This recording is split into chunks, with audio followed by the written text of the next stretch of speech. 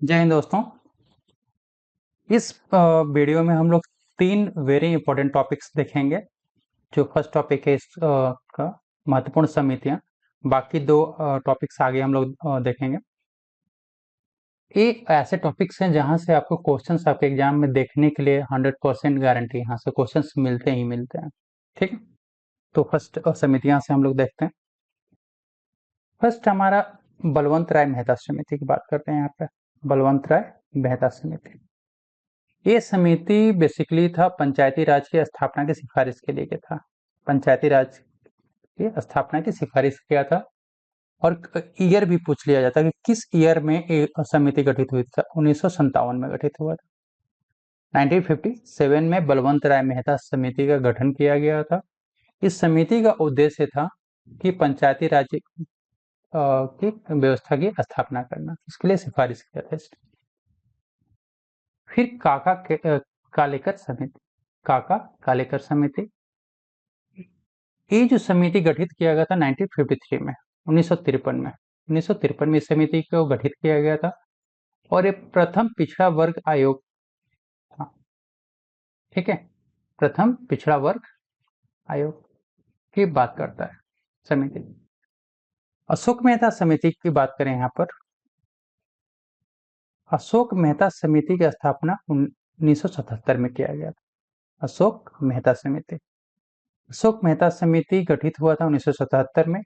इस समिति में कहा गया कि पंचायती राज में जो व्यवस्था है उसमें क्या क्या सुधार किया जा सकता है। फिर 1969 में एक कमेटी गठित किया गया, राजमन्नार समिति, राजमन्नार कमेटी।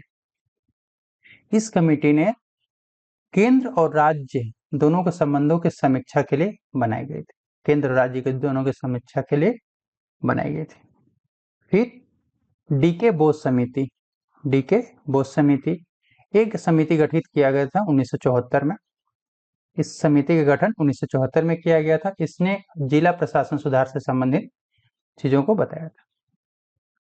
फिर वीटी कृष्णमाचारी समिति की बात करें तो ये समिति गठित किया था 1960 में। इसने पंचायतों की जो वित्तीय स्थिति में सुधार करने के लिए सिफारिश किया। फिर 1986 में एक कमेटी आती है, 1986 में, उसका नाम है एल एम सिंघवी समिति, एल एम सिंघवी समिति। और इस समिति ने कहा था कि जो पंचायत है उनको संवैधानिक दर्जा दिया जाए। फिर 1966 में, 1966 में एक कमेटी, एक आयोग आता है, फर्स्ट एआरसी, प्रथम प्रशासनिक सुधार आयोग, और ये प्रशासनिक सुधार के लिए था। सेकेंड एआरसी जो है आपका है द्वितीय प्रशासनिक सुधार आयोग, ये गठित किया गया था 2005 में, 2005 में। इसने सुशासन, नैतिकता और प्रशासन सुधार के लिए सिफारिश किया। उसके बाद आता है आपका मंडल कमीशन। ठीक है, मंडल कमीशन आता है। मंडल कमीशन में, मंडल आयोग या मंडल कमीशन 1979 में आता है, 1979 में। इसने जो ओबीसी जो कैटेगरी उसके रिजर्वेशन के लिए कमीशन बनाया गया। ठीक है, पिछड़ा वर्ग के आरक्षण से संबंधित, ओबीसी के रिजर्वेशन से संबंधित एक कमीशन बनाया गया था। फिर ठक्कर आयोग, ठक्कर आयोग आपका 1986 में आता है, 1986 में आता है। और इसने जो इस समिति की बात है तो अनुसूचित जनजाति के मामलों की जांच के लिए समिति बनाई गई थी। फिर 1977 में, 1977 में एक कमीशन आता है। उस कमीशन का नाम है शाह आयोग, शाह आयोग। ये आपातकाल के दुरुपयोग की जांच के लिए बनाया गया था। फिर सच्चर समिति, सच्चर समिति का गठन 2005 में किया गया था और इसने जो मुस्लिम समाज है उनकी सामाजिक आर्थिक स्थिति के लिए उसने अपना कमेटी गठित किया गया। फिर 2008 में एक कमेटी गठित हुआ था, रघुराम राजन कमेटी, रघुराम राजन कमेटी। इसने राज्यों के पिछड़ेपन की पहचान के लिए कमेटी बनाई गई थी। फिर 1991 और 1998 में एक कमेटी का गठन किया गया, नरसिंघम समिति, नरसिंघम समिति का। ये बेसिकली बैंकिंग और वित्तीय क्षेत्र में सुधार करने के लिए इस समिति का गठन किया गया था। फिर वर्मा समिति, बर्मा समिति 2013 में बना था। इसने बेसिकली निर्भया कांड जो हुआ था उसके बाद बनाई गई थी, और ये महिलाओं की सुरक्षा के लिए समिति का गठन किया गया। केलकर समिति 2002 में ये जो समिति कर सुधार और वित्तीय अनुशासन से संबंधित बनाई गई थी। टंडन समिति 1974 में बनी थी, और ये बैंक ऋण नीति में सुधार करने के लिए समिति को बनाया गया था। ठीक है, बैंक ऋण नीति में सुधार करने के लिए। फिर रंगराजन समिति, ये भी काफी इंपॉर्टेंट है। ये समिति आपका 2008 में बना था, और इस समिति को गरीबी निर्धारण और वित्तीय सुधार के लिए बनाया गया था। तो ये काफी इंपॉर्टेंट जो कमिटीज हैं जो आपके एग्जाम में पूछी जाती हैं, तो आप इसको याद कर सकते। नेक्स्ट टॉपिक हमारा जो पदार्थ होते हैं, पूछा जाता है आपसे कि जो समान पदार्थ हैं उनका पीएच वैल्यू, पीएच मान को पूछा जाता है। ठीक है, जैसे कि यहाँ पे पदार्थ दिया है, उसका पीएच मान, और मान के आधार पे अम्लीय, क्षारीय है या न्यूट्रल तटस्थ है, ये देखेंगे। हाइड्रोक्लोरिक एसिड जो बेसिकली है उसका वैल्यू 0 होता है, पीएच मान 0 होता है, और ये प्रबल अम्लीय है। यदि 7 हो तो न्यूट्रल होगा, 7 से यदि नीचे हो तो एसिडिक या अम्लीय होगा, और 7 से ऊपर हो तो आपका बेसिक हो या क्षारीय होगा। क्लियर है? तो 7 से क्या है, 0 है तो प्रबल अम्लीय है। बैटरी अम्ल, ठीक है, इसका वैल्यू 1 होता है, ए अम्लीय होता है क्योंकि 7 से नीचे है। लेमन जूस, जो नींबू का जो रस होता है, ठीक है, उसका पीएच वैल्यू 2 होता है और ये अम्लीय होता है। सिरका, विनेगर की बात करें तो विनेगर का जो पीएच वैल्यू होता है 2.5 से 3 के बीच में होता है, ठीक है, और इसलिए अम्लीय होता है। ऑरेंज का जूस, संतरे का जो जूस होता है, इसकी पीएच वैल्यू 3.5 से 4 होती है, और ये भी अम्लीय होता है।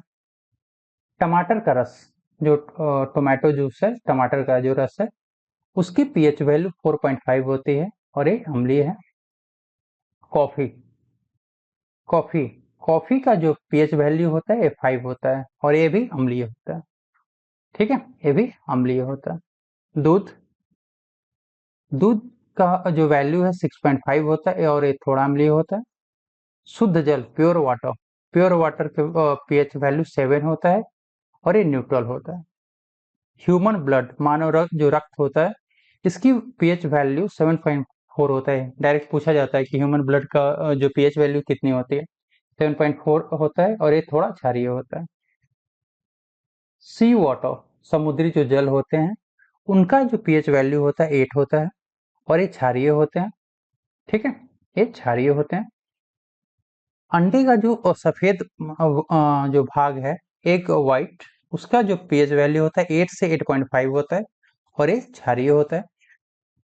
बेकिंग सोडा, इसकी पीएच वैल्यू 9 होती है, और ये क्षारीय होता है।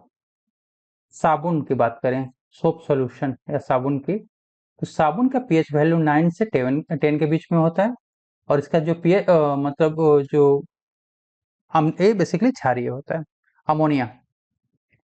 अमोनिया जो है आपका, अमोनिया, इसकी पीएच वैल्यू 11 होती है, और प्रबल क्षारीय होता है। ब्लीच होता है, ब्लीच का पीएच वैल्यू 12 से 13 है, और ये भी प्रबल क्षारीय है। और सोडियम हाइड्रोक्साइड, NaOH, इसकी पीएच वैल्यू आपकी 14 होती है, और ये प्रबल क्षारीय होता है। ठीक है, तो ये क्वेश्चन आपसे एग्जाम में पूछे जाते हैं। इसमें वेरी इंपॉर्टेंट वाले में है, जैसे प्योर वाटर पूछ लिया जाता है, ह्यूमन ब्लड पूछ लिया जाता है, वाटर पूछ लिया हो ही गया, ह्यूमन ब्लड हो गया, फिर दूध का भी पूछ लेते हैं, विनेगर सिरके का हो जाता है। ठीक है, तो ये काफी इंपॉर्टेंट पीएच वैल्यूज हैं जो आपके एग्जाम में पूछे जाते हैं। नेक्स्ट है हमारा महत्वपूर्ण दिवस, ये भी काफी इंपॉर्टेंट टॉपिक है। आपने पीवाईक्यू देखा होगा तो इसमें एक यहाँ से क्वेश्चन आते ही आते हैं। सो डेट वाइज की बात करें यहाँ पर हम लोग, तो 12 जनवरी को कौन सा दिवस मनाया जाता है? राष्ट्रीय युवा दिवस। स्वामी आनंद जयंती के रूप में भी मनाया जाता है। नेताजी सुभाष चंद्र बोस जयंती ये आपको 23 जनवरी को मनाया जाता है।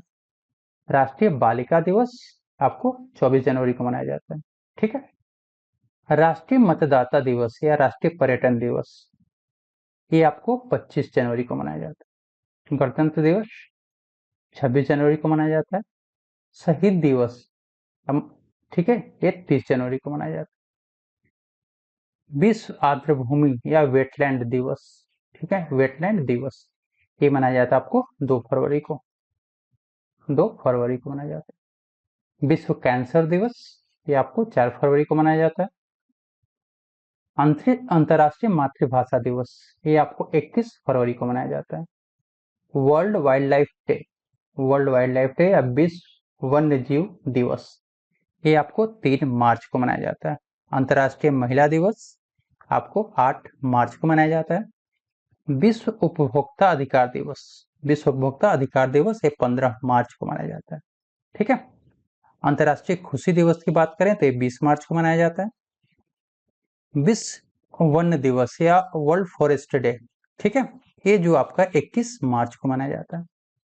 विश्व जल दिवस 22 मार्च को मनाया जाता है।